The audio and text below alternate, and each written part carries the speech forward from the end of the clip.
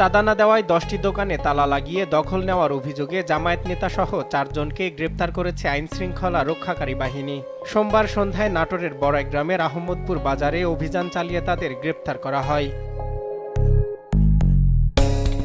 গ্রেপ্তারকৃতরা হলেন জোয়ারি ইউনিয়নের 3 নং ওয়ার্ড জামায়াত সভাপতি রুহুল আমিন, তার ভাই জামায়াত কর্মী আজিমুদ্দিন, স্থানীয় বিএনপি কর্মী হায়দার আলী সহ তার বাবা মুজিবুর রহমান। তালা মারছেন কেন? আমাদের ভুল হয়েছে। 100 মধ্যে 100 বার বলবো যে তুই তালা মারাটা এটা যদিও আমি নাই, তারপরে এটা মারা ভুল হয়েছে।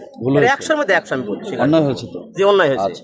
আমি বিএমপি করে আপনাকে বলছি, আমার ভাই বিএমপি করে এটা জামাত করে। না আমার ছোট ভাই জামাত করে, আমি জামাত করি।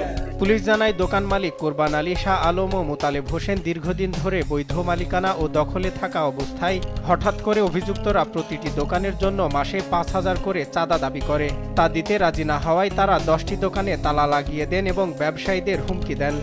70 বছর হয়ে গেছে আমরা জমি দখল করে খাচ্ছি, আজ পর্যন্ত কোনো কথা নাই। 5 তারিখের পর থেকে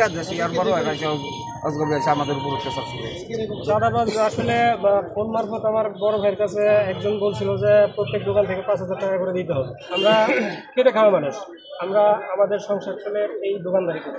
এই দোকানটা যদি বন্ধ থাকে তাহলে আমাদের সাংসারিক দিকটাও সমস্যায় পড়তে হবে। তো আমরা কোনো সমস্যা করবো না বিধায় আমরা সেনাবাহিনীর দ্বারস্থ হয়েছি।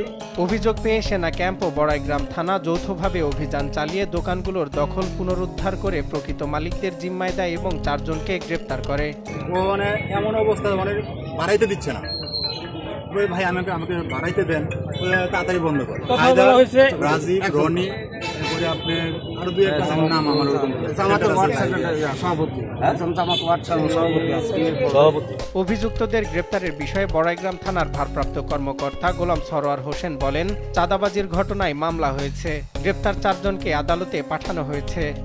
বড়াইগ্রামে যৌথ বাহিনী 4 জনকে আটক করে থানায় নিয়ে আসে এবং একজন অভিযোগকারী হিসেবে তাদের বিরুদ্ধে থানায় অভিযোগ দায়ের করলে আমরা তাদের বিরুদ্ধে নিয়মিত মামলা রুজু করি এবং তাদেরকে বিজ্ঞ আদালতে যথাযথভাবে সোপর্দ করি।